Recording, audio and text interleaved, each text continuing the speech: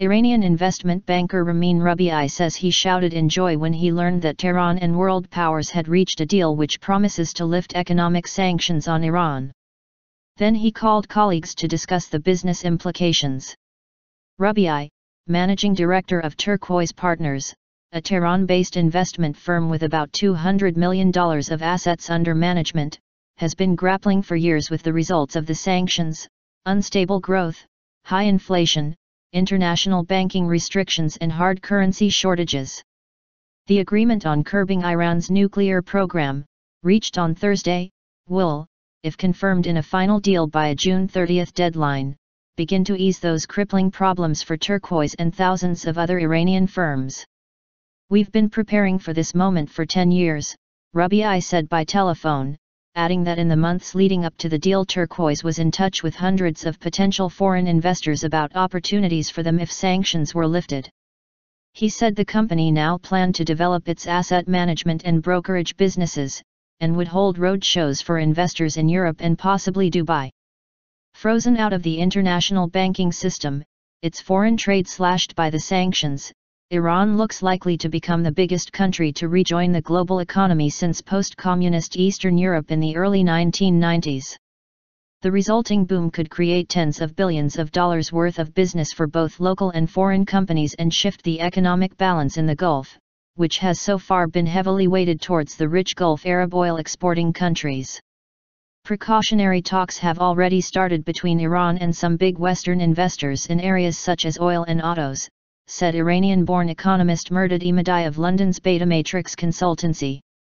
Now there will be accelerating momentum. He predicted annual growth of Iran's $420 billion economy would rise by as much as 2 percentage points to over 5% in the year after a final nuclear deal. It could accelerate further to 7 or 8% in the following 18 months, matching the growth of Asia's tiger economies during their boom years. Iran's trade with the European Union, which totaled €7.6 billion, $8.3 billion, last year, could balloon 400% by mid-2018, Ahmadi said. Banking sanctions. The complex web of financial, shipping, energy and technology sanctions woven by the United States, the European Union and the United Nations is expected to take years to remove, even if a final nuclear agreement is reached and implemented smoothly. As a result, Iran's oil exports, cut by the sanctions to about 1.1 million barrels per day from 2.5 million bpd in 2012, may not start rebounding before 2016. But the single most damaging sanctions measure, the U.S. Treasury's use of Section 311 of the USA Patriot Act to identify Iran as a money laundering area, could be lifted quickly by the Obama administration, analysts believe. This would have a big impact on trade and investment by letting foreign banks deal with Iran without fear of being targeted by U.S. officials. Iran could be readmitted to the SWIFT global payments system, from which it was expelled in 2012, within 3 months of a final nuclear deal, Ahmadi said.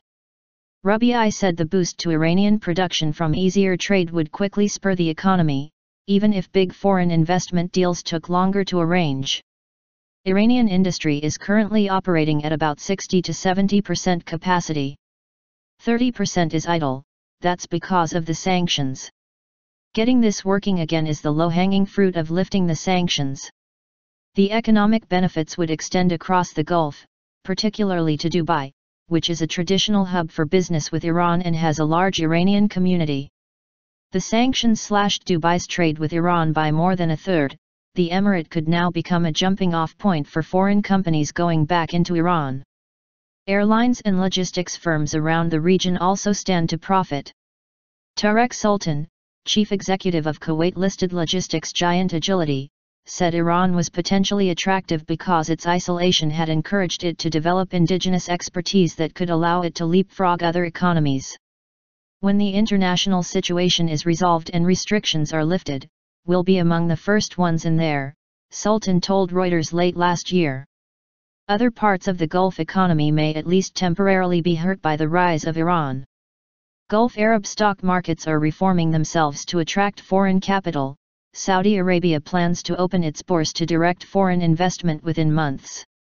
These markets will now have a major rival for funds in Tehran. Any increase in Iranian oil sales could come at the expense of Saudi Arabia, OPEC's biggest producer, which has lifted its output near 10 million bpd. The kingdom already faces a record budget deficit this year because of low oil prices.